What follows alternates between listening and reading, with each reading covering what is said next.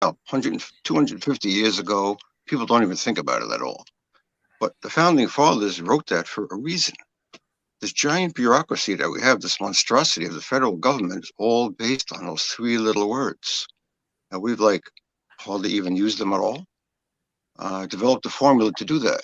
So what I'm actually getting at is, if I ever make it to that White House, the people out there are going to actually decide what happens with their life.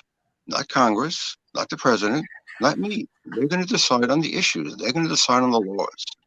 And right now, I'm not in too much of a position to ask roughly 200 million voters their opinion on taxes or health care.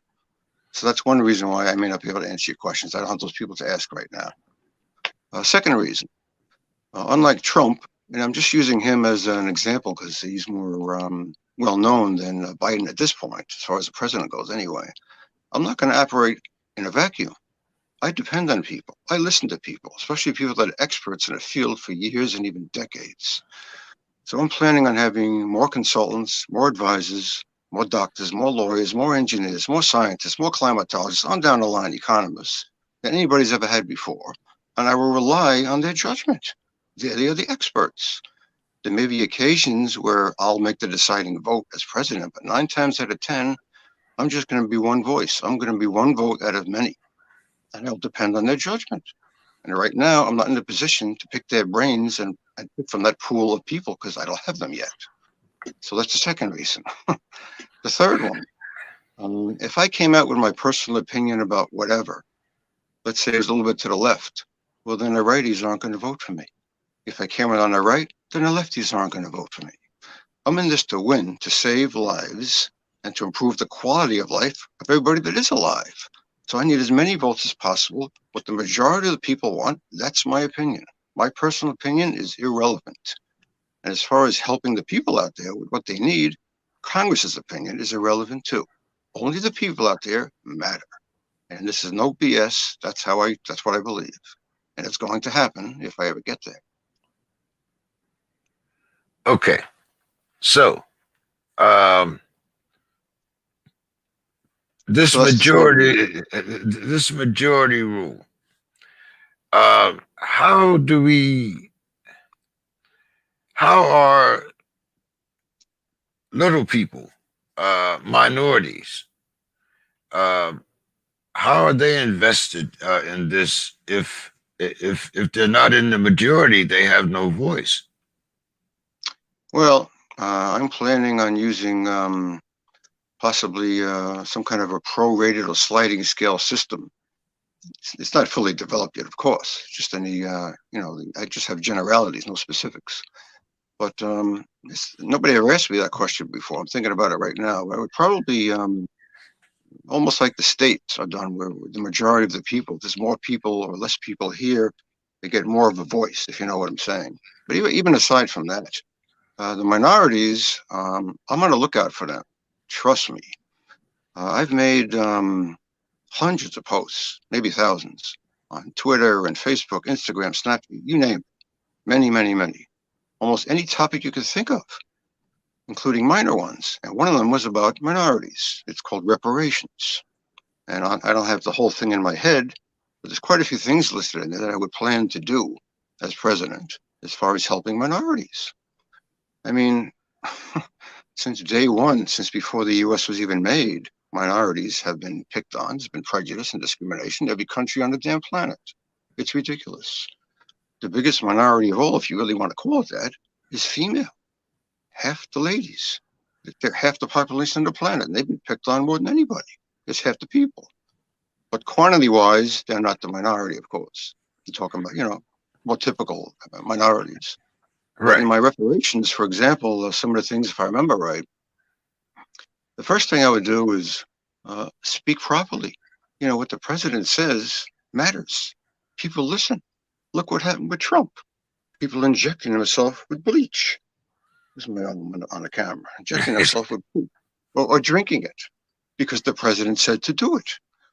So what the president says matters. So I would speak outrightly. I didn't really figure out exactly what I would say, but I would speak as far as breaking through the device of this and creating unity as much as possible. That's the first thing. There's quite a few other things I would do. Implement all the laws that already exist for affirmative action, create more. Some examples are maybe increasing the pay for all federal employees, military and all the other ones, if you're a minority. Giving grants to minorities who start businesses, giving tax breaks, even a tax refund, because I develop another system. It's another one of my posts that I put out. As far as taxes, that's one's very specific. There's enough money out there, trust me, to pay for everything. The pandemic, climate change, everything. And I know where it is. It's not that it's hidden. Most people don't want to talk about it, but I know there is enough funding to get all this stuff done. Fix infrastructure that works, including giving a refund, not a major one, but at least something to minorities. Maybe eliminating federal taxes, for example. These are just some ideas I'm throwing out. So I got them covered, trust me. And it doesn't mean I'm excluding the majority. I exclude no one. I exclude no business for corporations too. Corporations are the blood of the country, the blood of the planet. It's international trade. We can't do anything but businesses out of corporations. I'm not going to tax the heck out of them. I'm not going to tax the heck out of billionaires so they have $2 left. That's ridiculous. It's their money. But there's enough to go around if it's done properly. We're all in this together. The problems can't be solved without money. And I know how to get it. You spoke about laws, and I want to kind of just focus on the judicial system for a moment because do you believe that the current infrastructure of our judicial system can be kept in the form that it is now under your proposal of, excuse me, majority rule? Sure, it can be. Because my system, it's called, what I call it myself is the formula for active participatory government. Don't even try to say that 3 times fast. I can't even say it 1 time fast. But it requires no changes in constitutional amendments whatsoever. Nothing, no amendment required. No changes in laws required at all. It doesn't require another bureaucracy made, another department made. It can all be run from the White House with me and my staff. And a little outside help from the media, such as people like you, and social media, which didn't exist not too long ago. If you add all that up, this can be done without changing any laws. It's not necessary at all. Do you think people have enough confidence in social media when you consider what has been happening lately? I mean, you have Trump that's been permanently banned. You have the pillow talk guy that's also been, so I guess, when you talk about the media and social media, for the last 4 years, we've been, embalmed with this fake news and misinformation. being a Vietnam veteran, I can understand and appreciate well, not appreciate, but I know what happens when things can be totally somewhat put out of hand by the media. I mean, look at what happened to us when, they started actually televising the war itself. People didn't understand what the war was about. People understood the blood and so forth that was associated with it, but they gave very little thought to people like me that were actually their boots on the ground. What's your thoughts about that? That's on my website. I have a ton of information on my website. One of the things I would do with that, which I don't remember the details, make sure you tell people about your website too. We keep mentioning it, but tell people where it's at so they can go to it if they want. I'll say that right now. We're talking mostly audio. I'd hold up a sign, but I actually didn't skip in time. But that's okay.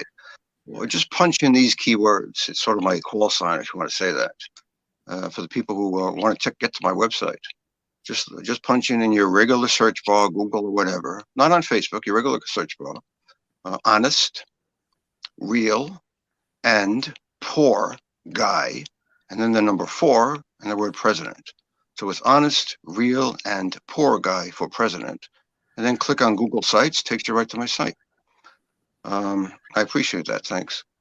Anyway, one of the things on there, it lists just what you were talking about.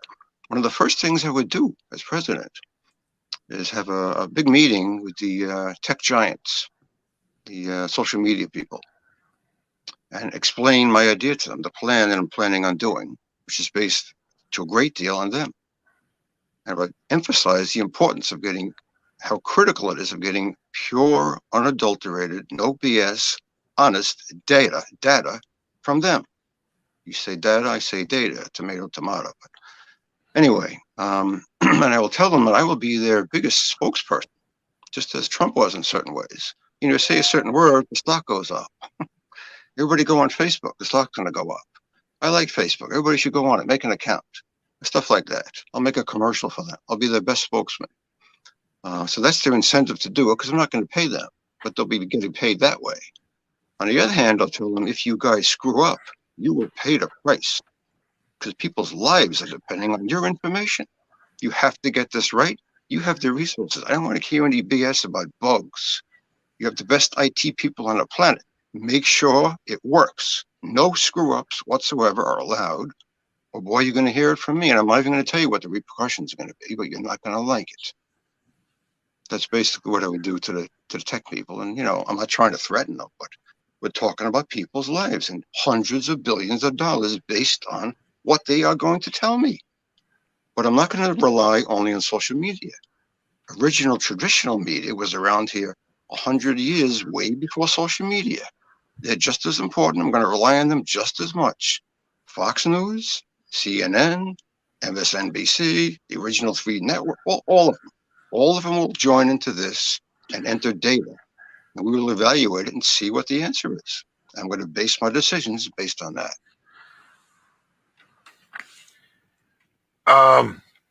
Climate change. A lot of, you know,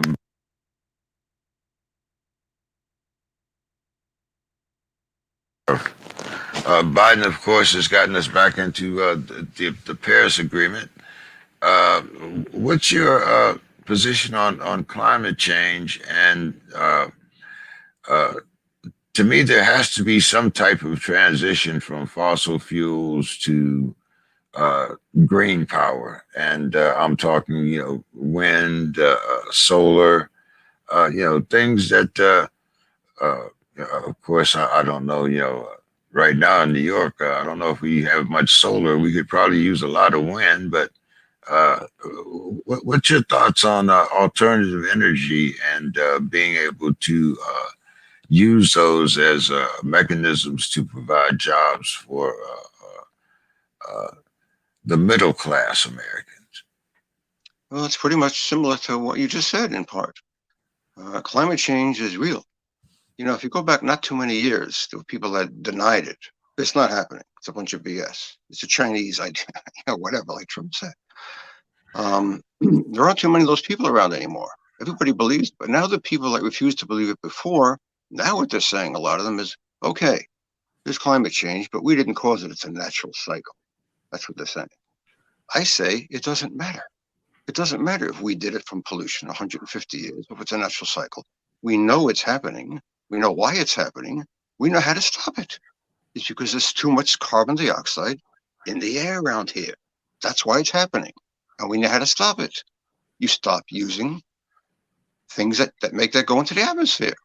Some of the things that you said, of course, it's pretty obvious. Solar power, wind power, even, you know, geothermal, hydroelectric, even nuclear as a stopgap for now.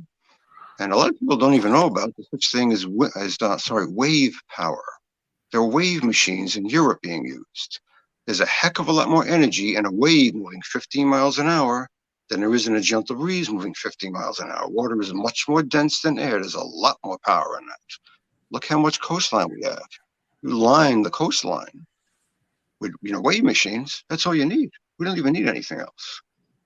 All of these things can be done. It's no problem at all. It makes jobs. It's not going to take money away from the fossil fuel companies. They just retool.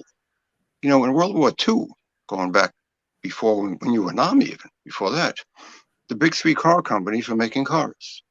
Guess what? Now they had to make tanks to get us, you know, help us out World War II, and they did, and they made money. They retooled. The big companies right now, the old companies have a lot more money than those three car companies had back then. They have no problem retooling either. Let them make wave machines and solar panels on down the line, nuclear, whatever it is. The jobs are going to be just as many as there are now, probably even more. That's a boost to the economy, of course, more infrastructure. Now, a lot of the things that you propose will do something that hasn't been done in quite some time, and that's bring back the middle class. People refer to the middle class, but the middle class, as we know it, and I'm talking about you and I from education and whatnot, how do you revive a middle class that is actually taking its lumps now? I think now we're either rich or poor. There is no middle class anymore. How do you revive that the American dream, more or less? Just to be able to afford a house, a car, a couple of kids, a dog. I mean, nowadays, I mean, we have enough homeless people out there to show that it's hard to take care of yourself. So how do we revive the middle class under your plan? Well, of course, I have posts about that too. But from what I remember, one of the best ways is through taxes. Equal income redistribution. It's part of what I was getting at before, actually. To get money to pay for all these things, but also redistribute wealth. And a lot of people have said, well, let's tax the billionaires. Well, of course you could do that. But like I said before, I'm not going to put them in a doggone poorhouse. They earn the money. It's their money. You can't tax. So that I would do that too, but it's not enough. I've run through the numbers. I'm a numbers guy. That gives you roughly $50-60 billion a year. Look, it's okay, but it's still not close to enough. You can't tax the lower middle class, so the poor people, they can barely pay what they're paying already. So there's only two other categories left, which a lot of people don't talk about. The upper middle class, people making like 100 grand up, who they're not rich, they complain all the time. But I'm talking to those people right now. I would not propose tax putting you in the poorhouse. That's ridiculous. You earned your money too. Well, we're all in this together. We all have to pay what we can afford to pay. It's not going to work. Things are not going to get better. The people making 100 grand, even though they're not rich by any means, they still make 3 times as much as the average person does, including me. So they can afford to pay more. Again, I run the numbers. If they paid about $65 a week more than they pay now, a week, that's coffee money. That's lunch money for 2 days or whatever. That comes out to, I forget how much it is because there's so many people. It's like 3,000 more a year that would pay. If you multiply that out, that's 15 million people making 100 grand. You're talking tens of billions again. Move up another notch. People making $250,000, $500,000 into the millionaire range. They pay more too. It's not just the billionaires. That's done. Everybody has to help.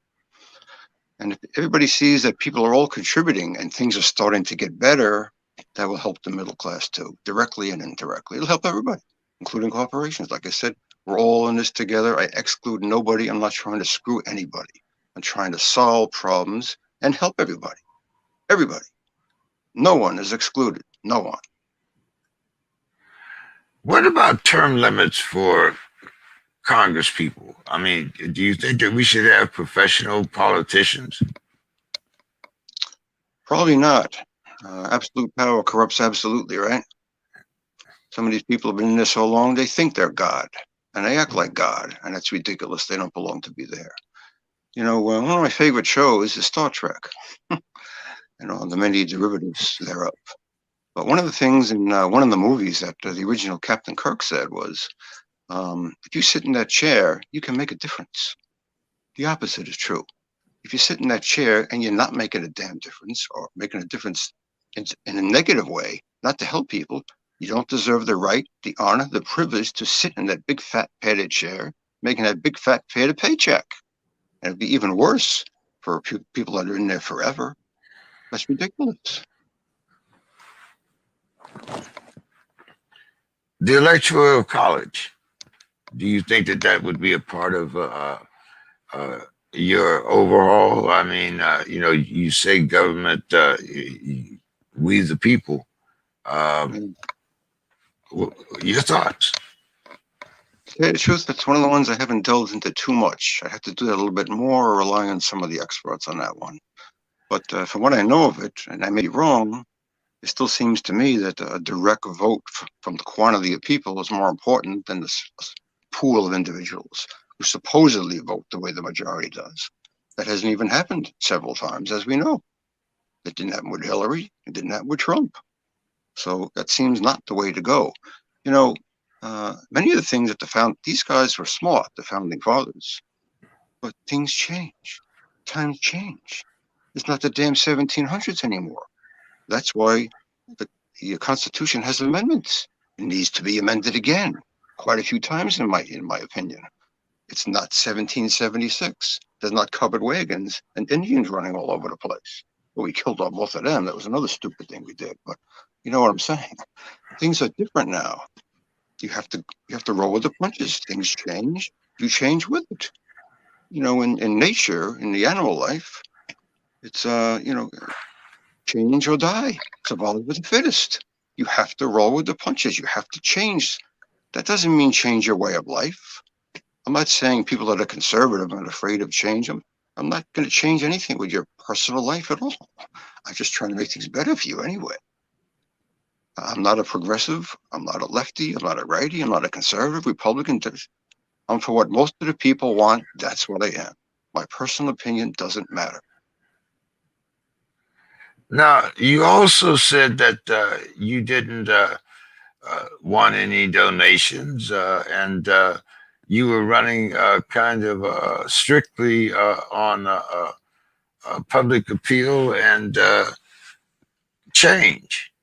Uh, do you think? I mean, a lot of people have talked about, a third party, even a fourth party, after what we've seen unravel in this last past week. So, how would you change fundraising for political candidates? Well, again, I have to get into some details on that too. But as far as my personal uh, um, attempt is concerned, I just said that initially because I'm just trying to spread the word about me. I don't need any money right now. But obviously, if you want to do things the traditional way, you need funding. I tried to do this in 2020.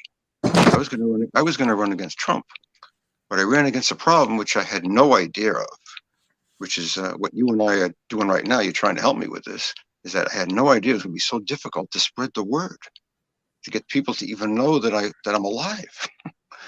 So that's why I didn't get anywhere. I did collect several $100s in donations from people that knew me, but I was nowhere near the minimum threshold for the FEC, so I didn't even file with them. It wasn't necessary. I knew I wouldn't have to.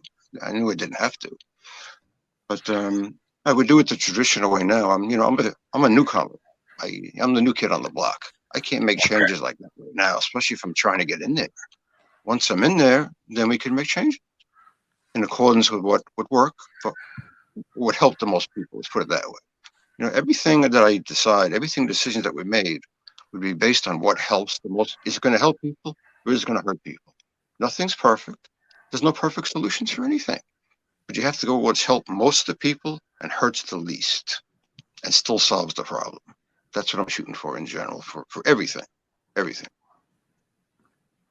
And what you spoke a little bit about your past experiences.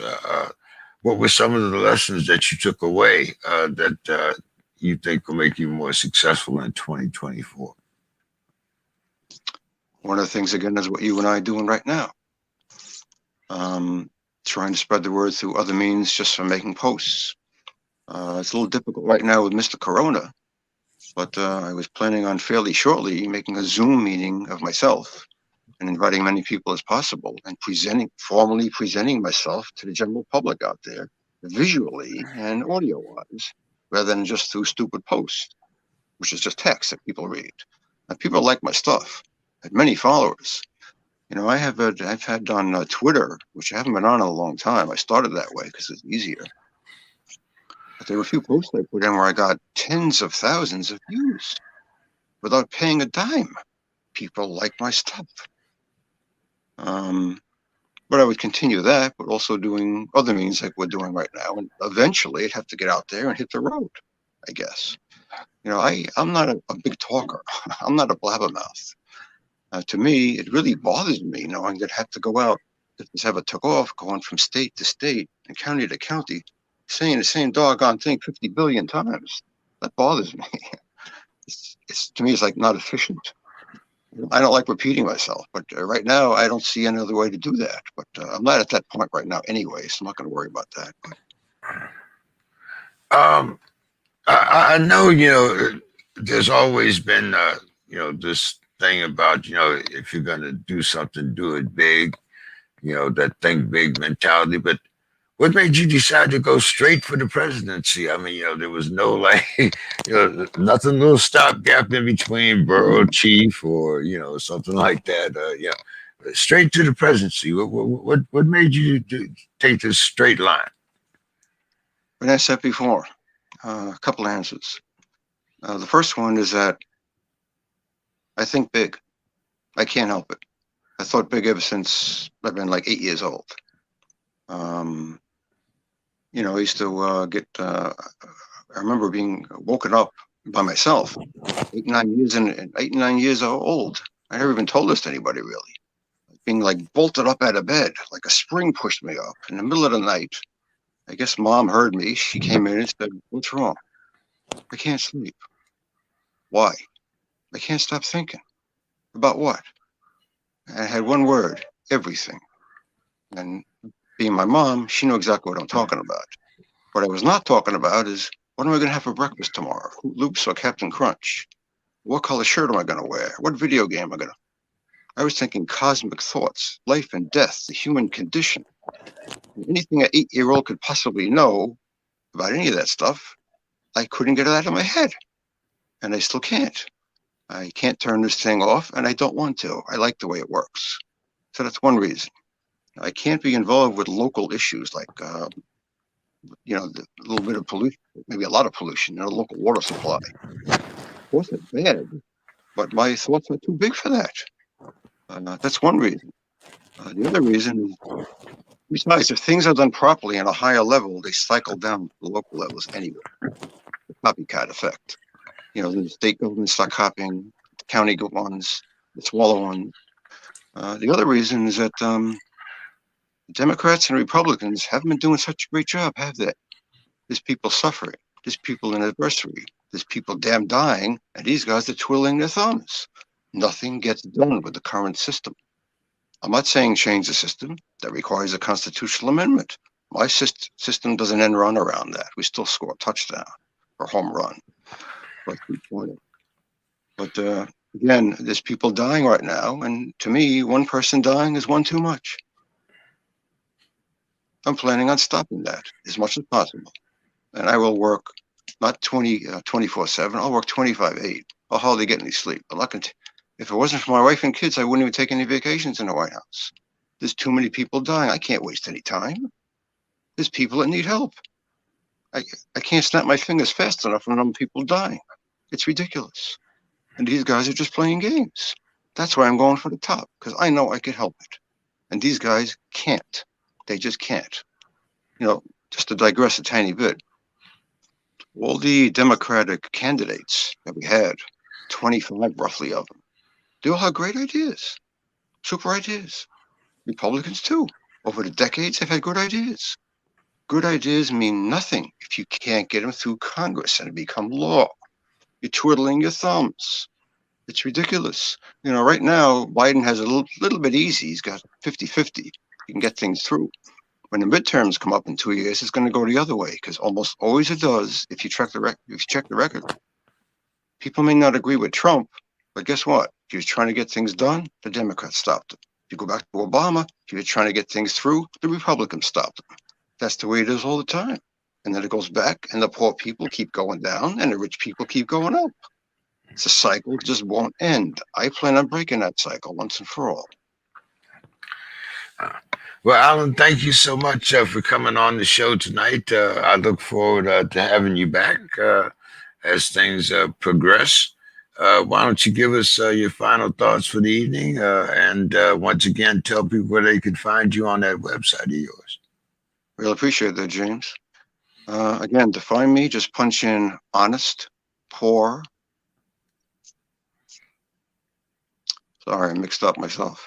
Honest, real, and poor guy. The number 4 and the word president. Honest, real, and poor guy for president, and click on Google Sites. Just put that into your search bar. And the reason you should do that is I got your back more than anybody else. We're talking lives.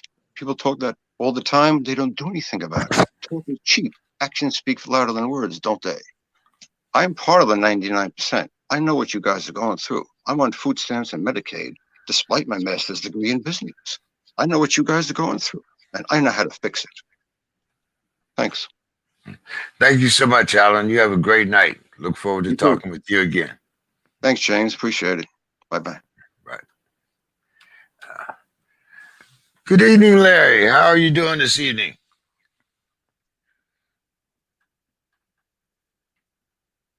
You're on mute, Larry. I'm going to Your sign mic. off in the meantime. Got it. Okay. Yeah, Okay. I'm doing well. Thank you very much, James. I got my second COVID shot here last week. So it looks like I'll be having some immunity over the next couple of weeks. And so that's a good thing. I actually got my first COVID shot February 2nd, a couple of days before my birthday. And I'll be having my second one on the 2nd of March. I just turned 74 years old, so I had just kind of got out of that 75 year. I was just below that, but now that it seems to be more readily available out here in California, uh, I did manage to get mine. Kind of curious, were you able to get yours through the VA or not? I was, and very fortunately, the VA here in Philadelphia got a supply in, and they sent a note. They, of course, they had to vaccinate all their own staff and the residents of their uh, community living center there first. And when they got that done, then they opened it up and said, okay, we'll start with those people that are uh, 75 and above. And so I was in that category. So they asked, they sent out a notice and gave a phone number to call. I called the number and made the appointment. And it didn't take long to get in there after I made the appointment. And then got it. And then they scheduled me for exactly 3 weeks later. And so 3 weeks later, I was in there and got the second one. Now, I had no reaction at all to the first one, but the second one, I had about a 36-hour period where I felt like I had the flu. And so it was a little bit of a reaction. But they said, there's been discussion on the internet and so forth about that is to be expected because it's the body producing the antibodies. And so now I'm confident that I have gone through a process of where my body has produced the antibodies. Uh, as I said, I found it kind of strange. I didn't get mine through the VA. I actually got mine through Medicaid first. And it had a lot to do with that 74, 75 distinction.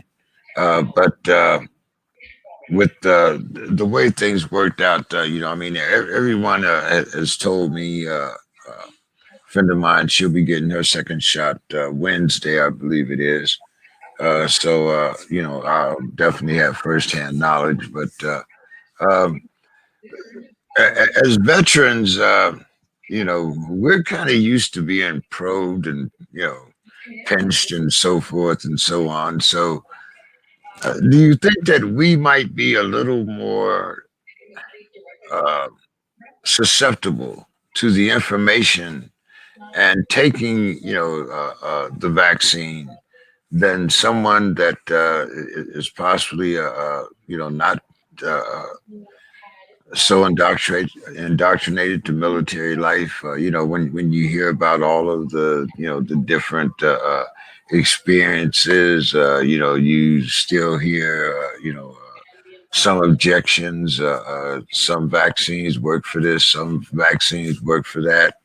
Um Certain I know for myself, I took the Moderna vaccine. I was more inclined to take the Pfizer or the Moderna uh, rather than the AstraZeneca. And what was what was your experience? I mean, did was it just something that kind of came natural as a veteran? You didn't question it, or did you do any research into it? What was that whole experience like? Well, of course, as you know, I mean, being in the military, whenever you get stationed in a different place, or routinely, and sometimes just for booster shots and things, that vaccinations are very routine. You get a barrage of them when you first go in, just to boot camp, and then if you get deployed to a country that requires that the military regulations call for you to get vaccination before you can go, and you get shots for those certain areas, because there are certain diseases that are endemic in certain parts of the world, and so the population that lives there might have some natural immunity to some of those diseases, but people coming from other parts of the world would not have, and so they would have to get vaccinated before they went in. So we get used to that being in the military. We get all kinds of shots. I know when I went to Vietnam, we got a special set of shots just for Vietnam, because there are certain diseases that are endemic. And then after we got there, we also had to take the chloroquine, uh, chloroquine primaquine, I think it was, the pills for the malaria. Right, And so there's certain preventive things we have to do wherever we go, but immunology is a science that has been around a long time, and the immunologists, people like Dr. Fauci, these guys have incredible knowledge and wisdom, and they've done these things so many times. One of the reasons that the scientists, Pfizer and Moderna and other companies, have been able to produce this vaccine so quickly was because they have had so much experience producing vaccines over the years. They've gotten very, very skilled at it, and the technology, of course, has advanced at the same time, uh, making it easier to get that vaccine produced very quickly. And and so each of the vaccines are done with a slightly different process, but they produce the same results. They get the body to generate the antibodies that are necessary to fight off the disease if the body encounters the disease. So I have a lot of confidence in the science behind it, and in the review processes. I mean, the CDC is involved, and the FDA has to make a final. In these cases, they had to make an emergency use authorization, uh, and before they did that, of course, they studied all the scientific literature that was produced by this by the company as it did all of the studies and the trials before they asked for the what they call the EUA, the emergency use authorization. So they did that, and because just being aware of all that science, and also these companies that are not going to put their reputations and their esteem on the line by trying to phony something up here, and and ruin their reputations and income. And so there's a lot of reasons to be confident in these vaccines. And we've had very, very little hard evidence of anything wrong happening as a result of vaccines.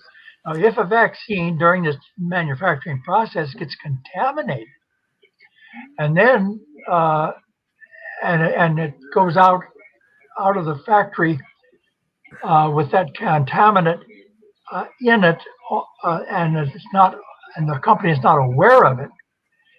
Sometimes that something like that can show up, and then they have to put out an alert. There's a certain lot number of this product that was contaminated and should not be used. But that happens in all kinds of manufacturing scenarios, and so but that's a very extremely rare event. And when it does, the companies respond very quickly to it. So I have a lot of confidence in that process.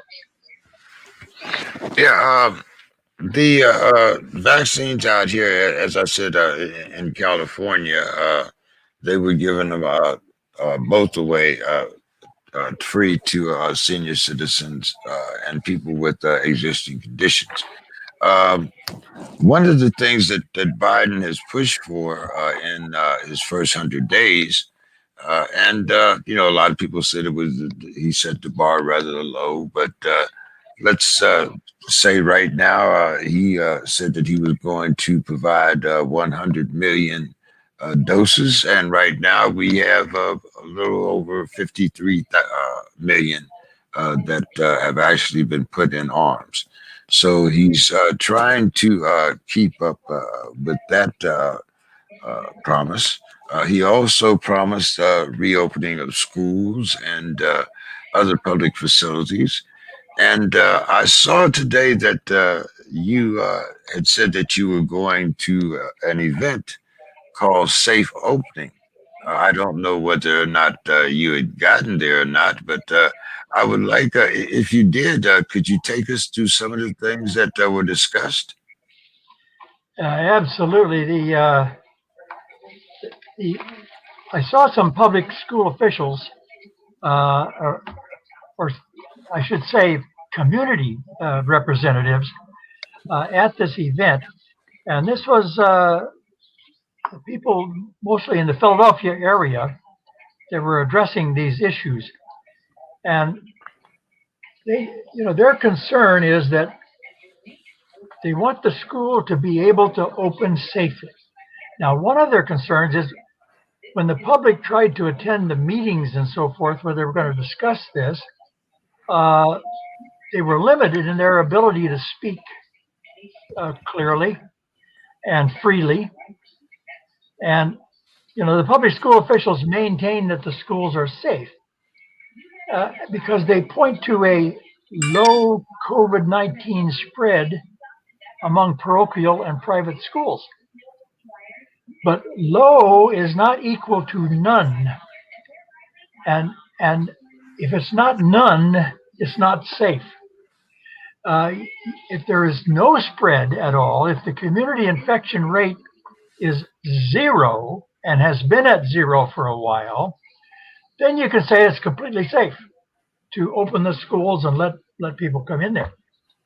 But if there's any infection in the community, then you can't say that it's going to be safe unless you have a lot of other controls and procedures in place.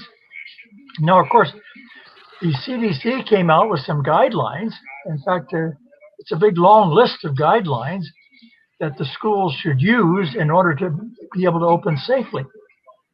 And those guidelines, of course, include you have to have a good ventilation system and a good circulation of air in the schools, which means that you have to have things like HEPA filters in the air circulating so that the virus is filtered out of the air as it goes through the circulation process. And you might want to put in some kind of ultraviolet light in the air shaft to expose any viruses to that light, and the light will knock out the viruses that way. I mean, these are some things that can be done. But in Philadelphia, a lot of the schools are very, very old. And not only are they old, the systems that's been in them uh, have been neglected because of budget constraints over the years. Uh, Philadelphia schools have not been maintained correctly, and because of that lack of maintenance, uh, what we have is a decrepit uh, school system that's very hard in a short period of time and on a low budget, to bring back up to to meet all the full requirements that CDC has said should be met. And the other major thing that the people are concerned about is, well, if getting the kids back in school is a priority, and if it's a priority that everybody shares in, well, then why can't we make vaccinating the teachers and the people who work in the schools, the support staff, why can't we make vaccinating them a priority also, if it's very important? Because one of the things that teachers and other people who work in schools fear the most is contracting the disease themselves and then taking it home to a family member, a beloved person, somebody who might be very vulnerable to it, and have a very severe case of COVID because of it. So what has to happen is the school officials and the school board need to listen very carefully to these parents and family members and community members about their concerns, and do everything they can to alleviate those concerns. Obviously, the very best way, in my mind, would be to make sure that the community infection rate remains as low as we can possibly get it for a sustained period of time. That would really reduce the risk, not only to people in school, but people everywhere in the community. But that to me is the most important thing. Now, I got to interrupt you here for one minute, Larry. One of the things that I saw on that when they were advertising that particular meeting, they had a bunch of fans that were attached to plywood frames, kind of much like you'd see in public housing back in the day. But one of the teachers, or it was a principal, that came back and said, well, in spite of those installing those fans in the classrooms to circulate air, the temperature in the classroom was 48 degrees. I mean, well, this is another problem, is that we're having some winter weather here in Philadelphia right now. Oh, no doubt. Yes, I know. Yes. And so you have to keep the kids warm. You can't let them be cold. And so that's again, that gets back to the HVAC, the heating, ventilation, and air conditioning systems of these schools are old. And yeah, you can jury rig something like that, but it's not going to be a healthy environment for the kids. They're going to have to keep their overcoats on the whole time, and how effective is the learning going to take place in a situation like that? They might learn better at home, and so this is what the community members that I heard speak today want to see happen. They want to see home learning continue for a while, until we get a few more people immunized. And like you say, they're making very good progress. They hope to be able to start immunizing as many as 2 million people a day. Biden's first thought was, well, okay, let's get 1 million a day, and then in the first 100 days, we'll have 100 million done. But it's possible that we could double that. And if we do, Well, that's the right way to go. That's the right approach to take is get as many people vaccinated as quickly as we possibly can, and that will help a lot. But Yeah. they have to. The question I have is, what kind of a testing system would be in place? Uh, we know that testing has been a complete failure, or I mean, a relative failure in this country. Uh, we haven't had an aggressive testing system where we've gone out and tested a whole bunch of people on a random basis in the community just to get a general level of what is the community infection rate. We wait until people get infected first, and most of our test results are of those people that are infected or people who are working in situations where they have to get tested at certain intervals. But we don't go out and aggressively test the community in large numbers on a routine random basis, uh, because I think if we did, we'd find out that the infection rate in the community is probably about twice what we think it is, because there's a lot of people out there that are infected but don't have any symptoms, but they're spreading it. They're spreading the disease, and also we haven't staffed up properly the the uh, the, the contact tracing. Uh, when we find somebody that has gotten a positive test result, we should interview them and find, okay, how many people have you been in contact with? And then those people need to be quarantined for 14 days until they're past where they're infectious, and and then they need to find out who they were in contact with, who they might have exposed to their infection, and where they might have got the infection from.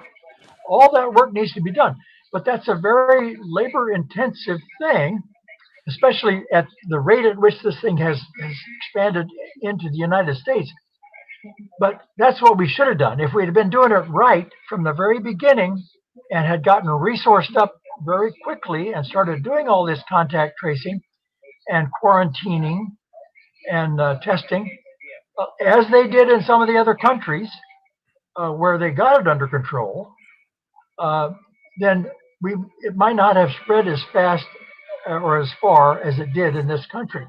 But in the absence of this kind of testing venue or testing protocol, uh, we need to have it in the schools, because you don't want a teacher or a staff person working in the school there to be infected for a week before they realize they're infected, infecting everybody else, and then giving it to the kids who take it home to their parents and so forth. This would be the absolutely wrong thing to do. So I think the people who are objecting to the opening of schools right now are correct in doing so, because until the people who are running the schools give a little more thought to what their concerns are and address those concerns. Okay. We have seen even before, we've seen the teachers were affected by this before. We've had a couple of teachers, I forget the specific state and school, but we had a couple of teachers that passed away. There were, I think it was a group of three, and they were just teaching, that they were just among themselves. So there's definitely room for what you're saying there. But another thing that kind of concerns me, and I'm wondering if you.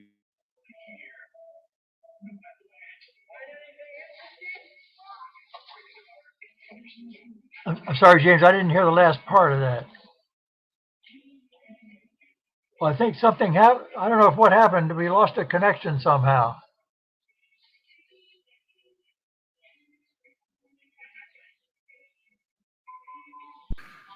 Okay.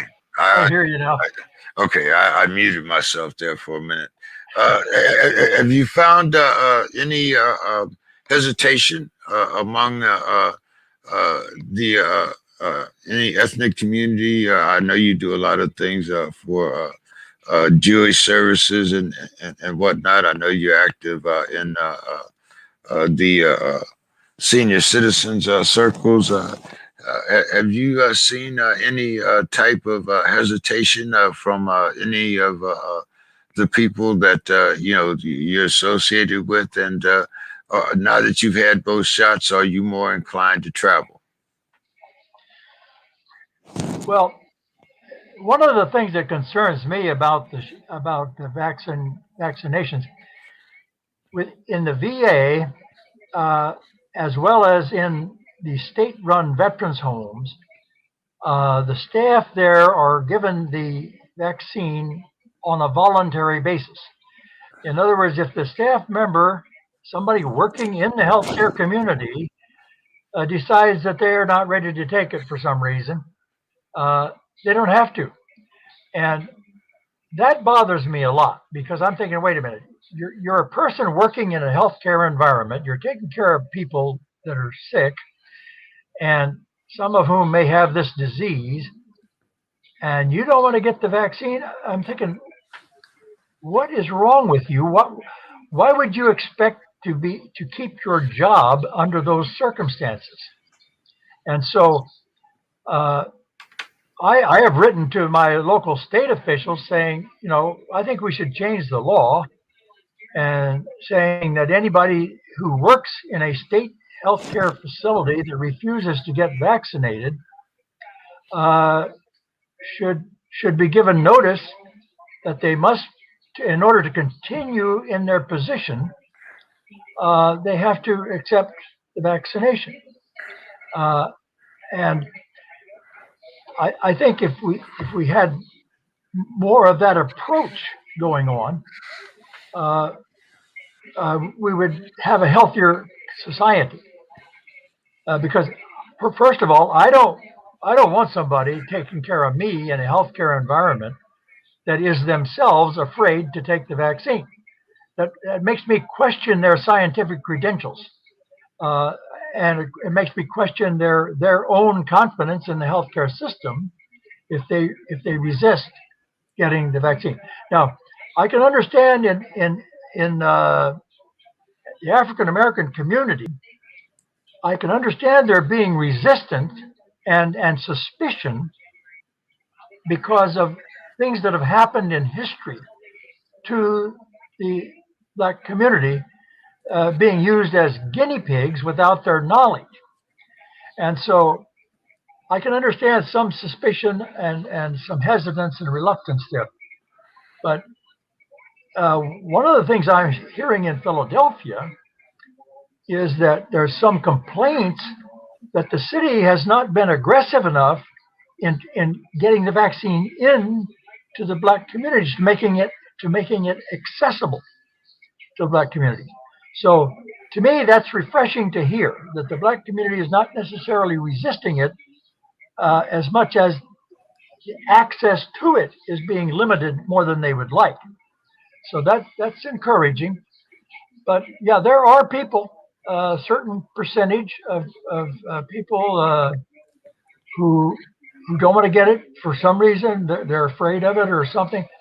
But I think we need to overcome that as vigorously in as vigorous manner as we possibly can, because we got to get past this disease. The vaccines are the only thing that's going to save us, because we've already learned that our population is among the most ignorant and non-compliant population on the planet when it comes to obeying the guidance of the scientists. And that's why we have such a horrible problem in this country. That's why we're leading the world in the number of cases and our death rate and so forth, because for some reason our people are just too defiant or independent or individualistic and so forth to follow the rules. And because of that, the vaccine is the only thing that's going to really get us out of this mess.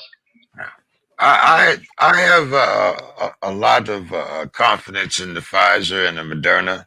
I have my own reasons about AstraZeneca, and I'm a little skeptical about that. But once again, it's a matter of choice. But I have no problem taking a Pfizer or possibly even the Johnson & Johnsons when it comes out. I'm not but since I've already had the Moderna, then I know my second one will be Moderna. So therefore, I'm not very skeptical of that part. And as you said, as a military person, it's not something that really bothered me. But something that did bother me, and I need your take on this as a retired law enforcement officer. Uh, we had 5 dead, 105 that we know of, Capitol police officers injured or maimed in some way. Uh, the GOP has always, thrown the slogan "Blue Lives Matter" up at us. You know, more or less, as an acronym for the Black Lives Matter. What happened to Blue Lives Matter on January 6th? Well, that's a good question. But let me just start off correcting the record by saying that I'm not a retired law enforcement officer. I'm a retired Navy officer. Okay, okay, all right. Well, hey, you see, Uniform Code of Military Justice. So hey, it's not like you weren't. It's not like you weren't in the field. So That's right. And as a commissioned officer in the Navy, I did have responsibility on some occasions to participate in judicial procedures. And this in the course of administering discipline and maintaining good order. But I found a great article called written by Saeed Shabazz, and it was just yesterday the article was published, but it's called "Blue Lives Matter is not about respecting police, it's about upholding white supremacy." And it's a magnificently written article, but some of the high points here is, the supporters of 45 stormed the Capitol to make sure that the whole world knew that they were too angry to accept that their guy lost the election. They made it clear that they would take out anyone who got in the way. So these insurrectionists made one thing abundantly clear. Despite being the type of people to proclaim Blue Lives Matter, they don't actually believe that. For these people, blue lives only matter when they're on the same side, which makes it clear that Blue Lives Matter isn't actually about cops. It's about maintaining white supremacy. Blue Lives Matter exists as a direct response to Black Lives Matter. Because of this, it's easy to see the group's roots in white supremacy. As a result, it's not surprising that many Trump supporters also support this particular movement. And the support is anything but quiet. If you see photos from the Capitol siege, there are plenty of participants waving flags with thin blue lines or more blatant solidarity with police. So what happened? Why did these ardent supporters of Blue Lives Matter suddenly turn on the police? Well, the answer is quite simple. These white people only support the police when the police are killing black people. As soon as police have to do their jobs, they are no longer seen as allies. They're the enemy. But that's the thing these supporters of the police seem to forget. At the end of the day, police officers are doing a job. Blue lives aren't even a real thing. They're people who are doing a job. And while some of them definitely agree with the people storming the Capitol, those aren't the people they answer to. Whether they want to or not, police officers have to do as they're told. If they have to bust heads to get people to not storm a federal building, that's what they're going to do. In the minds of 45 supporters, because they and the cops are allegedly on the same side, they're above the law. How dare these cops do their job? Who do they think they are? They also believe their whiteness makes them impervious to consequence. That's why these patriots were so quick to turn against the police, because white people want to be able to do whatever they want to do. Even though they claim to be in support of law and order, that law and order can only be used against black and brown people, not fine, upstanding white nationalists like themselves. Whether people want to believe it or not, Blue Lives Matter isn't real because there are no blue lives. And it isn't a movement formed from real concerns. It's a troll group that people use to silence people with legitimate concerns. And those who support it are white people who wear their hate openly. Now they're finally making it clear that they will throw anyone under the bus who tries to get in their way, including the police they claim to love. Hopefully, now that they've attacked the police, we'll begin to see that it's not about the movement. It's about continuing to uphold white supremacy no matter the cost. I think that's what happened to Blue Lives Matter. Yes, I think that's what happened to him also. I'm going to look for that article once we get off the show. I heard two different speeches after the impeachment, even though they voted, 43 senators voted to acquit Donald Trump. But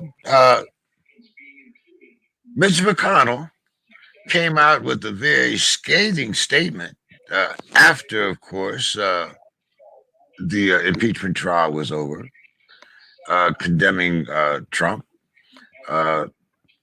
as the sole instigator of what happened on January 6th. On the other hand, we have Lindsey Graham, who on the night of January 6th and January 7th condemned 45 for the insurrection, but then turned around the night of the acquittal and said that this is still Trump's party. As a matter of fact, not only did he want MAGA back, but he wanted Trump plus. After we've seen this insurrection, we've seen the rise of the right wing. Larry, what does Trump plus mean to you? Well, I don't want anything more than what we already had, that's for sure. You know, Moscow Mitch, he spoke for 20 minutes. He said a lot of different things. I agree with him and others who say that a guilty vote, I disagree with him and others who say that a guilty vote was unconstitutional.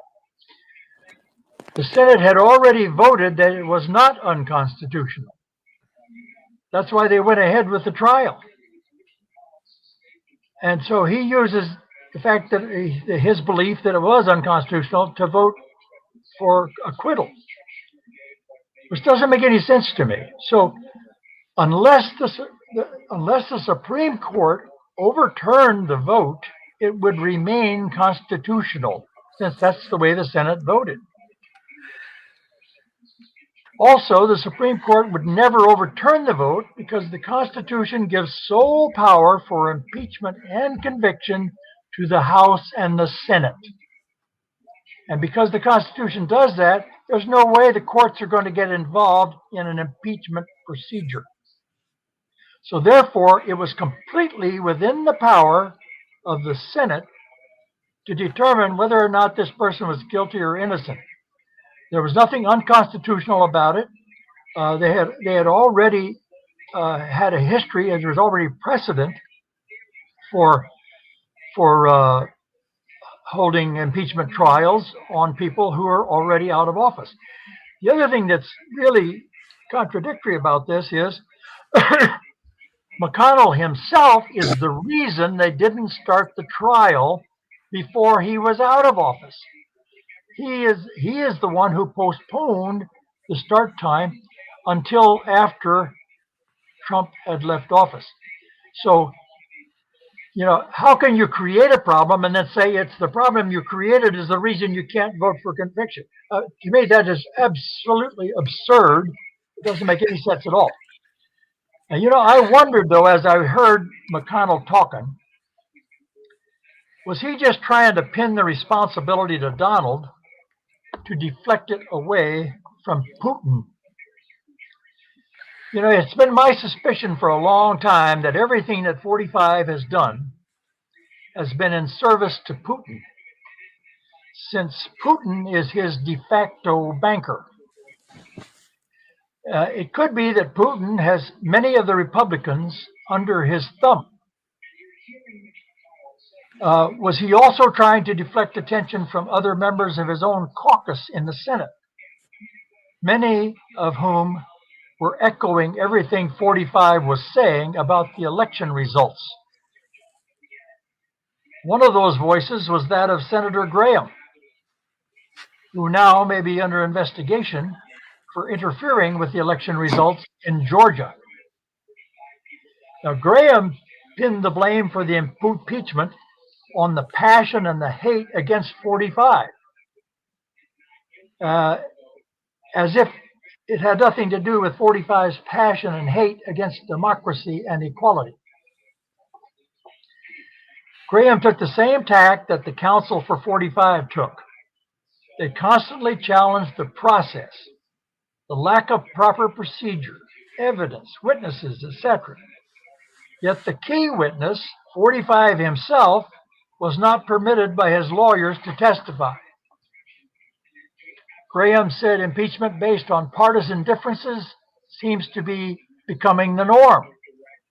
I would say that impeachment trial acquittals certainly seem to be based on partisan differences. And my question for both these senators would be, what is to prevent a group of members of Congress, House and Senate, from riling up their base and having them attack the White House if they don't like what the executive branch is doing? Of course, unlike the Congress, the president has at his command the instruments of law enforcement and crowd control. In fact, he's got the whole DOD. He's got the whole Justice Department. So an attack on the White House would be less successful than an attack on Congress, who doesn't have immediate control or direct command of all the departments of defense.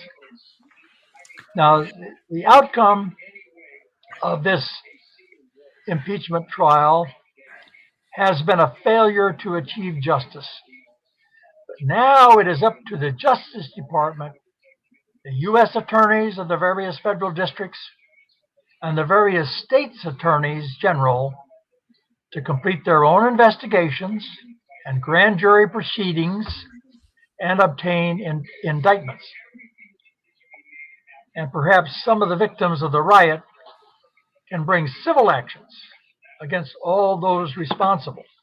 And that's the only way I think we're going to see real justice come out of this, is through the rest of the justice system, both civil and criminal.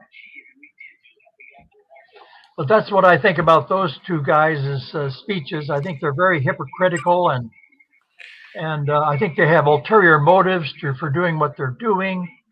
And in each case, I think they're serving a foreign power in doing it. What do you think about Biden's first days in office? I know, we've taken up a lot with, the impeachment trials and, getting some of the nominations through. But he has managed to sign a lot of executive orders, some that, have kind of pissed off some people. I didn't. I was particularly pleased that he got us back in the Paris Accord. I was also pleased that he stopped the drilling on native lands. And also immigration. We can see a way for these people now to become citizens and not be ostracized as lazy, poor, rapists, so forth and so on. So, what's your thoughts on Biden's first days in office, and especially uh, talk a little bit about what do you think about this COVID plan and whether or not you think, I think they're already successful in the fact that it's now by majority vote. We don't have to worry about trying to get 60 senators, to vote. But your thoughts on Biden's first days in office? Well, I think he's doing the very best he can, and I think he's surrounded himself with some of the most competent people anywhere, and very experienced people that are extremely qualified in their fields. And so I think he's operated very quickly. He's done a lot of things very fast, and I think he's done extremely well. I think obviously, with a man that's had all of his decades of service in very high government level functioning, he has the kind of depth and breadth of experience and know-how and instincts that he's going to do a lot of things right and not have to spend a lot of time mulling it over or thinking about it. And so I think he's done a remarkable job given the short period of time he's been in office. And I think it's only going to get better as time goes on. Like, look what's happened already just with the vaccines. We've said that, he made a very conservative estimate when he said 100 million in the first 100 days. And I think they've gone out and procured 200 million more doses to be delivered. And so they think that by the end of July, we should have a couple 100 million people vaccinated in the United States. And I think that would be just fabulous, because the level of immunity in the society would be growing very quickly. Now, as far as this bill, I think it's going to get passed. It has to get passed. That 1.99 billion Trillion. or trillion, that has to get passed just like it is. He cannot make any concessions to the Republicans, because the Republicans have this tactic. They think that any spending on the people in general that might put their tax cuts or their current low tax rates at risk is something they just cannot abide. So they will do anything they can to resist any kind of major spending that doesn't flow into their pockets. You notice how there's never any problem with a deficit or a national debt when the Republicans are holding the White House. But as soon as a Democrat goes into the White House, all of a sudden, deficits and national debts become the most important thing in the minds of the Republicans. And I think it's more about them trying to undermine any success that Democrats might achieve by holding the purse strings as tight as they possibly can. So I don't think, I think what happened during the Obama administration, he kind of fell for that game of theirs, and he made a lot of concessions with them because he was thinking it was the right thing, in the spirit of negotiation, in the spirit of good faith bargaining, that he should do that. He should make concessions wherever possible in order to keep his agenda moving. Well, I think it didn't take him long to figure out that they weren't going to give him anything, that all they ever wanted from him was concessions, and they weren't going to concede a thing. And so I hope the Democrats don't make that mistake again and give him anything at all. I think they need to use every bit of the power they have at this time between now and the 2022 elections and get as much of their agenda implemented as they possibly can. And they need to then use that success as the basis for getting reelected in 2022 and holding the House and gaining a bigger number of seats in the Senate. So it's really important to stop being the nice guy and play just like the Republicans do, except stay within legal frameworks. Yes, I most definitely agree with you there. It's time for the Democrats to kind of get down and dirty also.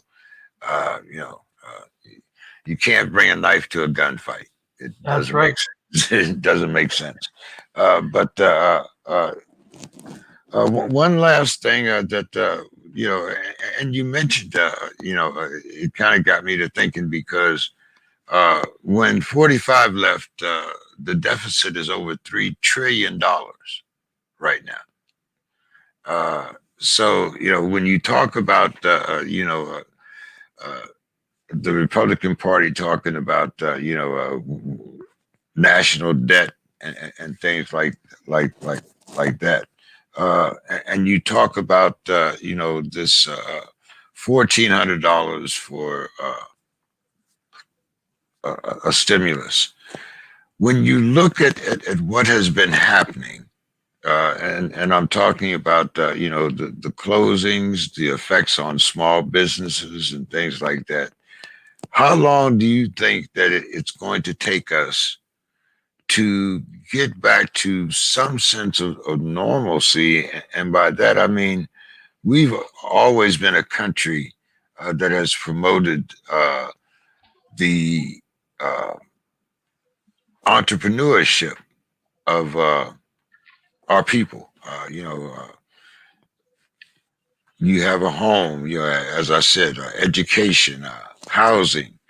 Uh,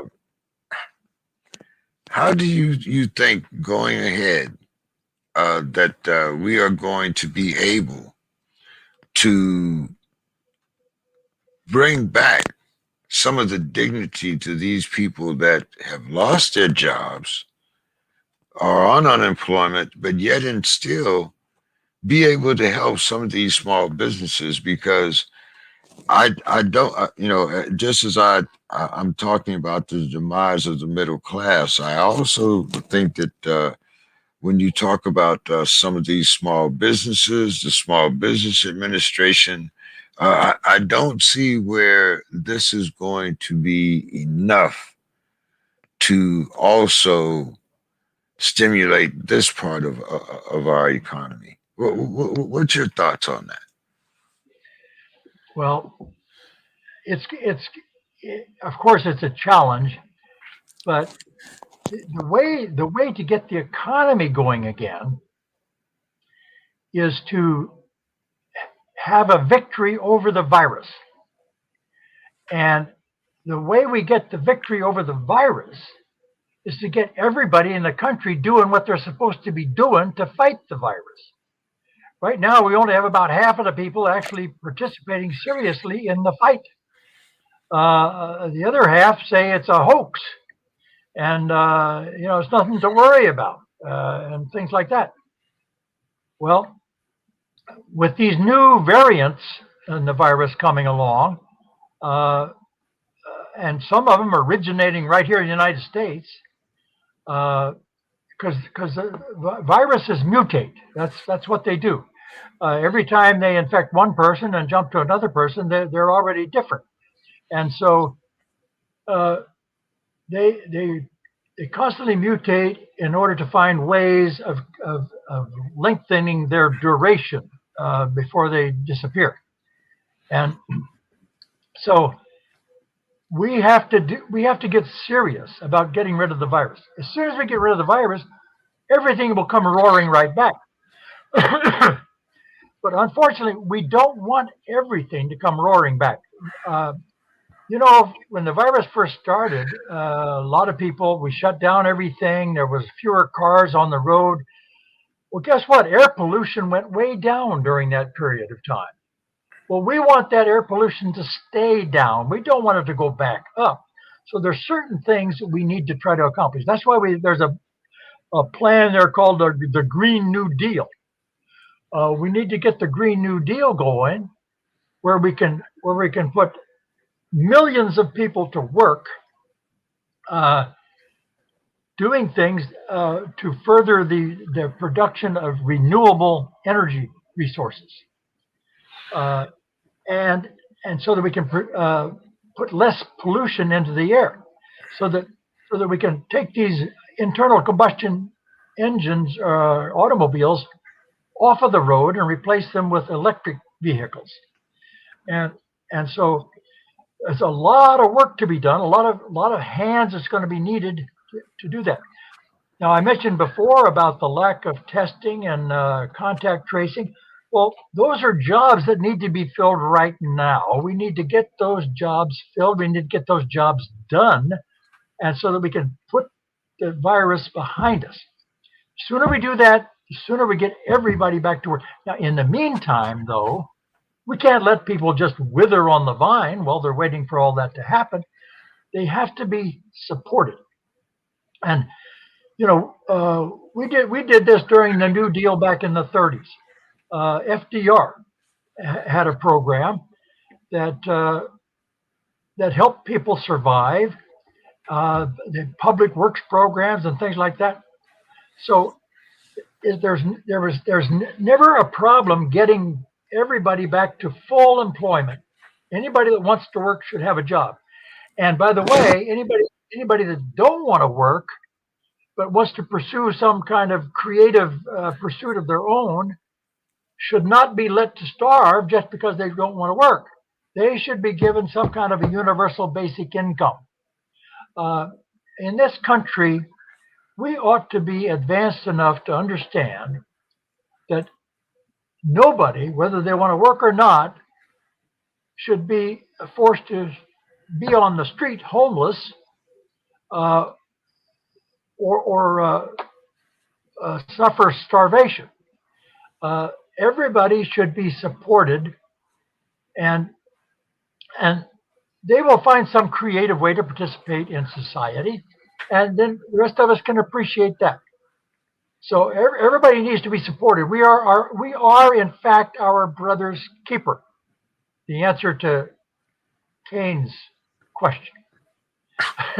Am I my brother's keeper? We are. We are in fact. And so this is what we have to do. We have to change our attitude in this country. This country has a history of being founded on the rugged individualism, where you either sink or swim. Everybody's on their own. It's a dog eat dog thing, and that was our mantra. And we felt, well, okay, since the Europeans came over here and they said, well, okay, since we're superior to everybody else on the planet, we can just move these indigenous peoples off of their land and swindle them and cheat them and exploit them and take everything they've got and just move all the way across the country with that kind of an attitude of rugged individualism. But, the more enlightened peoples on the planet understand that there is no human being functions as an island. We are all dependent and connected inextricably to each other. All 1.8 billion of us on this planet are the same. We have the same needs, desires, and same talents and abilities. We have something to contribute to each other. So we are joined in spirit. We are part of the great cosmic consciousness. We share it together. we need to develop this attitude of respect for each human being, and that way maybe our international borders won't be quite so meaningful to us, and maybe we won't have to worry about having huge defense departments. If we can start really loving each other, because right now humanity, the way it behaves, it's like a cancer spreading across the earth, consuming it as it goes, and basically destroying the productivity of the earth and limiting the earth's ability to support humanity long into the future. And we need to take a lesson from those indigenous peoples that we ran off the plains of this country when we came here, and listen to what they told us, that a man cannot own the land. The land is here, given to us by the higher power, to be divided equally among all of us. That a human being cannot own something created by the Great Spirit. We need to come to understand that and begin to look at things from that point of view. And when we do, we will develop a whole beautiful new world where we can actually meet the challenge of climate change and meet all of these other challenges of pandemics and so forth. And we will do it without hostility toward each other.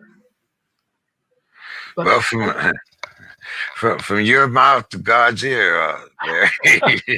it's a heavy lift and it's a big climb, but it's worth the effort to try to take it on. Well, thank you so much for your time, Larry. It's always good to have you on the show. Much respect to my fellow Vietnam veterans.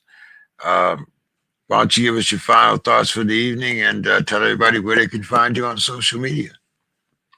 Well, I'm on Facebook and on Twitter and so forth, so you can find me there. And I used to do a blog, but I kind of laid off of that for a while. But anyway, if you need to call me on the phone, my cell phone is 215-601-6263. And it's always an honor to be with you, my brother. I thank you, my brother. You have a great night. Airborne all the way.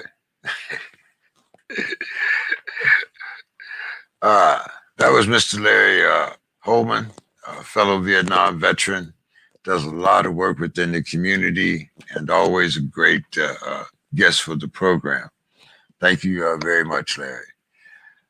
Which brings us to our final guest for the evening, Brother Williams. Brother Williams, how are you feeling this evening? I'm doing all good. All good.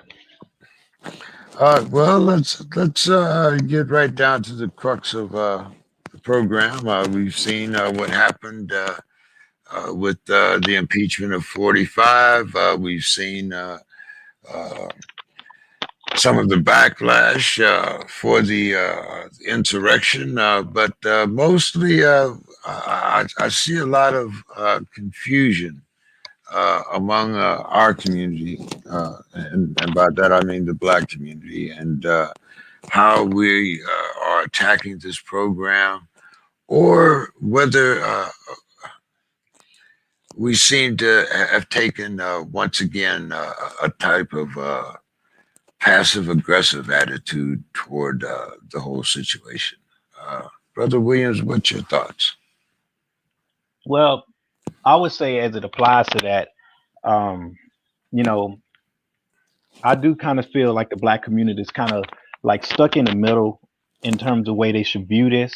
One thing is obvious that everybody does recognize, and it's just a hands down discussion that the former President Donald Trump shouldn't have ever been in office, and utilize his political and I would say his capital might, and just a difference of perspective in terms of who he was to even get in office. And I say all the time, and I think I even said it on this program before, if it wasn't for a Barack Obama, we would not have had a President Donald Trump. And him being the person he is, the egotistical person he was, you know, he basically polarized the country, which is what created the whole condition for the insurrection in the first place. He used his entire time in office to insinuate that and bring the people against each other, which basically draws the target away from the politics and from his gains, political gains that he wanted to utilize to try to pursue personal interests. And just so from that standpoint, people are caught up in the crossfires in terms of the black community in regards to the whole impeachment process. For one, oftentimes we don't understand what that means. Number two, people don't understand the nature of why it was so important to try to get him impeached even after he left office. Because knowing that this guy is a pure opportunist, the idea here was to set the record straight and prevent him from being able to have access to certain things as a former president, as well as to hold him accountable and to be able to prevent him from utilizing everything that he acquired in time in political office to be able to utilize that stuff to move forward with his life afterwards. And so from that standpoint, we have to understand, I'm gonna say this from my personal opinion, is I think that it would have been it would have been a critical thing to try to get him impeached to prevent him from carrying on with the foolishness that he does and continue to polarize the country even after he left office.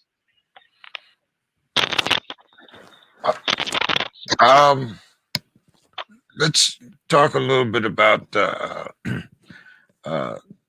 vaccine. I'm as I've stated before, I got my first shot on the 2nd of February.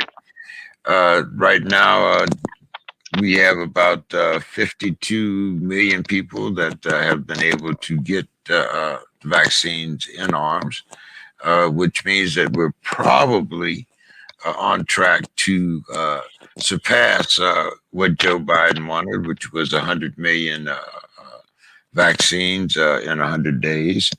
But have you seen any relaxation? I guess I'll put of minorities in taking this vaccine. Have you seen more people willing to take the vaccine than not, or has it been the other way around? Well, I say there obviously is still a lot of resistance within the black community, and rightfully so. But at the same time, I do see it. It did lighten up because a lot of the crazy conspiracies that were out there did wear down, and for better or for worse, over time we tend to forget. In this scenario, is for the better because of a lot of the foolishness that's been played out over social media.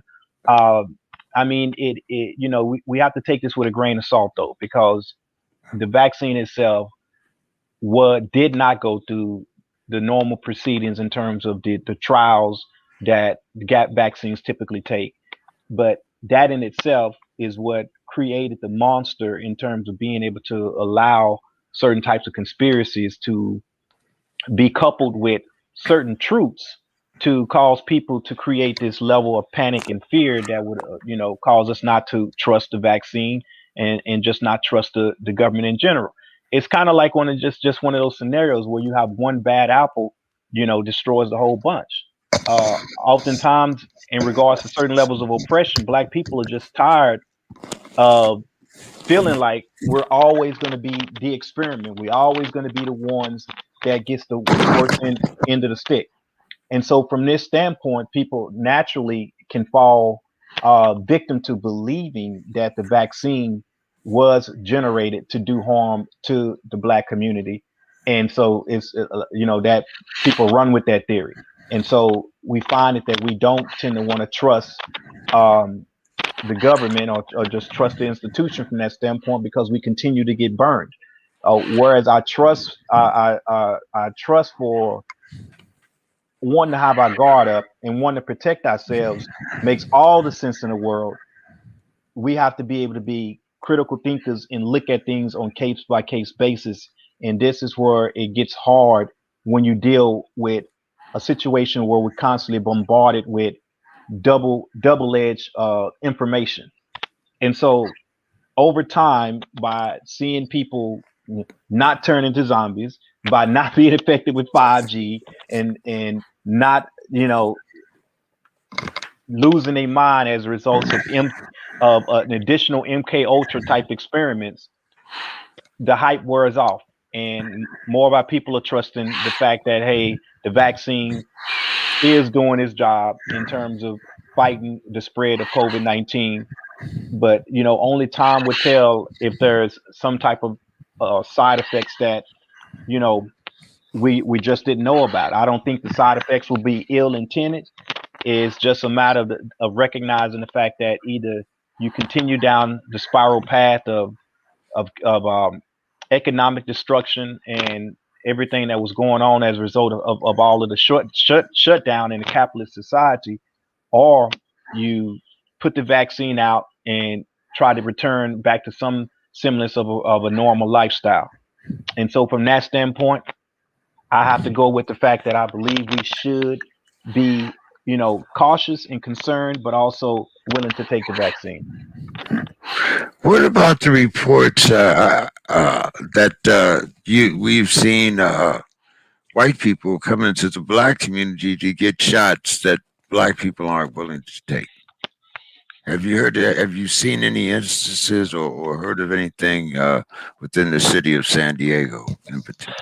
I have not heard anything particularly with the city of San Diego about that, but I mean, I know that there's campaigns and things like that that have gone on in order to, try to spike the black community's, I would say, trust in the vaccine, and those kind of things. Campaigns are standard when things like this are taking place. Um, but just even on that note, I would like to say that typically when it comes to any type of experimentation, it's not done on a mass level to that degree. It's usually targeted. Even the fact that it would be targeted within the black population is a certain area with or a certain location within the black community that it would be targeted. So the idea here just across the board in feeling like hey they're targeting all black communities, that would be nonsense in itself, um to fall for that type of hype.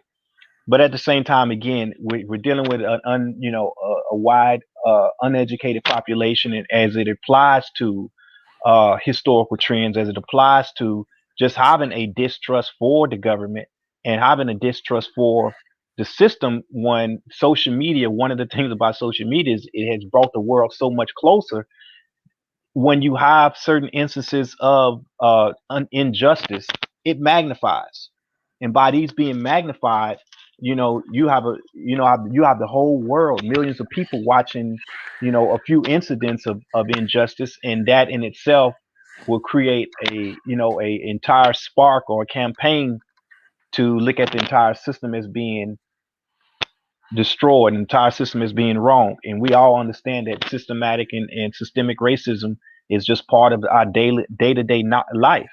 And so when people are shell shocked just from the standpoint of living in conditions of oppression and thinking like oppressed people, then they tend to not have trust of anything, regardless of the true intent of the situation. And so these are just one of the things that we have to work on, through our political consciousness and awareness, is bring our people back around to being critical thinkers, period. Education. Everybody wants to reopen schools except the teachers. Biden's kind of made it, his campaign promised to open up schools within the first 100 days. But we're talking about vaccinating a lot of people, but it doesn't seem like teachers are getting that priority that they should. What is your thoughts about reopening schools, especially within minority communities, if the teachers aren't protected? Or not just the teachers, but if you protect the teachers, I think that also means you protect the children. So, what is your thought? When you think about reopening schools, especially in the minority communities. Well, I mean, this is again one of those situations of a double-edged sword. I would personally say that if you're going to reopen schools, then you have to prioritize the vaccine as it applies to the people that are educators. That it only makes sense that they are given priority, so that that's even a feasible thing. Because what good does it do to have people living their life from the standpoint of a fear of getting infected, which will happen. We've seen it over and over again where schools have opened up prematurely. A few children get it, and next thing you know, it shuts down the entire system again. So if you're gonna really open schools, then it's gonna unfortunately have to be one of those things that uh, everybody has to bite the bullet on and deal with getting the vaccine. And so from that standpoint, it just has to happen. And I again believe that we have to return to some sort of normalcy in life to where a lot of our of parents have to work, and so therefore they being at having to be at home during the day with their children instead of them being in a school setting does impact our income, does impact how the household is run. I mean that that in itself is a thing that unfortunately we're faced with in this modern day condition, to where obviously it takes both parents working in order to a lot of times supplement a decent income, especially here in San Diego. Uh, you have both parents working in the black community, plus you have you may have several people having multiple jobs just to try to keep money going in the household. So again, it's one of those things to where we need the schools to open just so that we can try to return back to being able to keep food on the table. Um, Going back to the local elections, one of the things that we talked about was a revamping of the police review board, uh, setting it up on a different type of basis. As someone that was instrumental in talking about that and its effect on the black community, uh, what has been your take since the election? Is this something that we are actively engaging in, or is this a campaign promise that we're still waiting to come to fruition? Well, I still see it as a campaign promise right now, but steps are being taken, and it's a matter of just kind of like monitoring the situation to see where this is going to go and how effective can it be, what ultimately will become of how this board, the makeup of the board, and how the board comes to dealing with actual situations as they are brought to light within San Diego, as well as spill over into the other areas of San Diego County. But I'm really not ready to be able to speak much on that right now at this point. But I do think that's something that we have to continue to pursue. And I say all the time that the biggest problem that we have is our level of consistency. As we get active in the communities, we have to stay on the ground. We have to stay involved, and we can't let up. Too often, when we find out about a minor victory or something heading in a certain direction, people pull back, and that is the last thing we should do. We have to keep striving forward, and we have to be more involved. To me, the idea is that we need to raise the consciousness of our people and bring more people to the table, because there's not enough people in the community that is actually actively addressing our conditions in the community on a community wide level, so that we can make more significant headway and changes. And so as it applies to this particular point, to me, as that falls right into the same line. I still say we need to have more involvement in not just police review board, but to me, cop watch programs and more people involved in those type of scenarios so that we can address things, deal with the prevention of situations to where it's not, even going to having to go to the process of the review board. So there are several avenues that we have to seek in order to hold the injustice system accountable, and it just takes more involvement. Bottom line. Um, I'm going to bring up a subject here that will probably prove to be very controversial, and I might get some backlash. But I reached out to the Black Lives Matter organization here in San Diego. I also reached out to the NAACP here in San Diego, and I approached them about what action was being taken as far as the tragedy in the black neighborhood the day before Thanksgiving. And we've talked about this before. Um,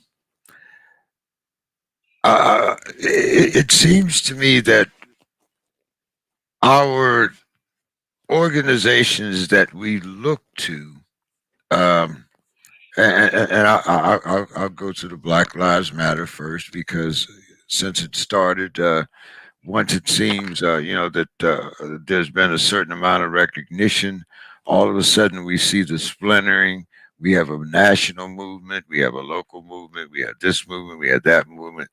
There seems to be a lack of unity due to, I guess, perception or maybe monetary value. I also find, and this is something that this is just my personal opinion, that the NAACP picks and chooses the things that they tend to get involved with. And by that, I mean, if and it may be a certain amount of prejudice toward me. I can't, I will take this upon myself, but I think that they are more inclined to take up a subject that is more middle of the road, and by that I mean more, to use an ancient word, I guess, that benefits Negroes rather than Black people. Now, like I said, this might be a very harsh, analogy for some people, but I find that our traditional institutions don't want to get involved for fear of maybe their image. What's your thoughts on that, Brother Williams? Am I being overcritical here? Well, no, you're not being overcritical, but what you're being is a realist in the situation. We have to understand that an organization like NAACP is an organization that was, founded and receives a lot of its income by the white and the wealthy community from that standpoint. And so when you basically depend on your operation by certain types of constituents, it does limit your, how you're going to be able to do your work because, it's almost like they buy you to that degree.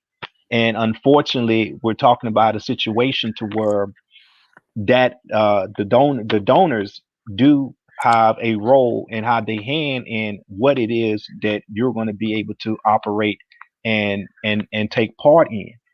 And so, as it applies to the organization on a national level and even down to the local level, the attraction tends to be those prominent people in, either wealthy people in the Black community or, other people of interest that, want to steer things in a certain direction and keep things in a certain direction. So, unfortunately, that's kind of what we're dealing with. Now, some of the cases that they take on, obviously, from that standpoint, it is things that should be taken on. But this even goes back into what I like to, not without just dealing with the NAACP, but just across the board, what I like to call basically people pimping and prostituting the political, the civil rights movement. And what I mean by that is that people tend to, certain types of national fame tend to be given to certain cases that they know they can win, and they know they can bring about either class action lawsuits or sue the city and things, to where it will basically attract attorneys and attract certain quote unquote powerful, or not even powerful but popular black national figures. And in doing so, it's from that standpoint, now it becomes a pimp game, because they only involved in it because this particular case, they know that money is going to be on the table. And once money is on the table, from that standpoint, it looks like the quote unquote family is going to get justice. But in essence, all we're talking about is attorneys knowing that they can win a slam dunk case. And so they come in and they, raise hell, so to speak, just so they can, at the end of the day, get that large lawsuit, and things continue. Nothing changes. It's just a family was taken advantage of from the standpoint of a life was lost. It was documented real well, so the attorneys know they can come in and they can do their thing, and people get paid, family gets some money, and they move on and look forward to the next one just like that. And unfortunately, we got a few organizations who live day to day off those type of efforts. But again, it's not meant to address the actual problems. But what we're doing is we're going after issues, and by going after issues, you're not solving anything. You're just simply putting a band-aid. And I think Yeah. NAACP tends to fall under one of those categories. But I don't believe that it was intended that way. It's just, we have to understand the art of war. We have to understand weaponization. Oftentimes, organizations, and the Black Panther Party is no different, have at times been victimized by the system. And if we're not careful, and if we don't always calibrate our systems, calibrate our organizations, and make sure that we maintain control of our organizations, we will be jeopardized. We will be destroyed. Remember, the job of organizations, when I talk about organizations, the job of the intelligence community, particularly the FBI and the CIA, the CIA in general, they go from country to country toppling governments. So why would you think it'd be any different here, to where the idea is not to infiltrate, control, and neutralize the black organizations or black movements that are meant to try to make actual change here at home? That's their job. They have to find ways to neutralize it. And neutralization don't always mean assassinate somebody. Neutralization means control the output of that organization. Oftentimes, controlling the output means you control the input. It's a simple formula. We just tend to forget just how entrenched the intelligence community is, and just how powerful they are in terms of making sure that they manipulate the population to their bidding.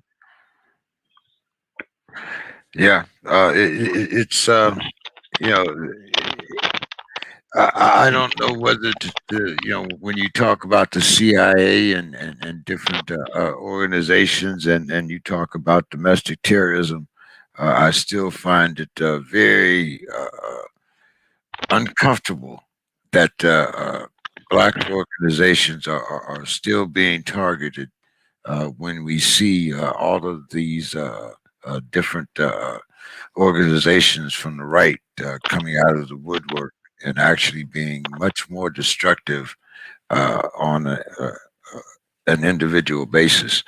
But brother, as usual, it's always good to talk about what's happening in the black community, especially here in San Diego. Why don't you give us your final thoughts? Is there any word on the investigation into the young brother's death, and the other things that we should keep apprised of? Do you have any events coming up? Basically, tell us what's going on in the black community. Well, one of the things that we're dealing with this weekend is actually just going back to a prominent brother who was um, very instrumental in the early stages of the San Diego Black Panther Party. Trinell Price, who was the minister of education back in 19, I believe 1969 here in San Diego. Um, he passed away about 3 weeks ago. I want to say now 3 weeks ago, and so we're having a memorial for him on this Saturday. Um, and a lot of people don't know the OGs of the Panther Party um, we're here in San Diego, and so we are having a memorial for him, and you can find that information on our Facebook page. Black Panther Party of San Diego on Facebook if anybody wanted to attend, just to be more familiar with um, some of the OGs of the Panther Party. And we actually served under him as a chairman through the reactivation of the San Diego Black Panther Party before he got ill and basically had to deal with his personal issues until he made his transition. So from that standpoint, that's one of the things that we're addressing this particular weekend, as well as I would like to just say, and this is just real brief, the movie I would like to recommend everyone to go out and check out the movie is possible, Judas and the Black Messiah, just to make the younger generation a little bit more aware of Fred Hampton, more bit aware of the political legacy of the Black Panther Party, as well as the part that most people are just not familiar with, and that just goes into the infiltration that still continues to this day on different levels, but still the infiltration of organizations like we just talked about, as well as how strong and what direction the party was moving in terms of unifying the people, period. Because too often when people think Black Panther Party, they don't recognize the fact that the idea was to unify all our people and recognize the power that we have as a people being unified to actively, all of us across ethnic and racial lines, address oppression. And so that's why they had to assassinate Fred Hampton Jr. and why they had to, do what they could to co-opt the programs that the Black Panther Party was doing and take them over, the government take those over so that they can remove the politicalization of the youth. See, that's what made the Black Panther Party so powerful, and what we work to continue to build today is the fact that when you politicize the children and you get to the hearts and minds of them before they get indoctrinated into the public school system or school systems in general, now they have a solid foundation. The solid foundation that we need to supply our children with begins at home, begins within the Black community. And once we do that, then they're equipped properly to be able to deal with some of the mess that goes on within the political institutionalized system.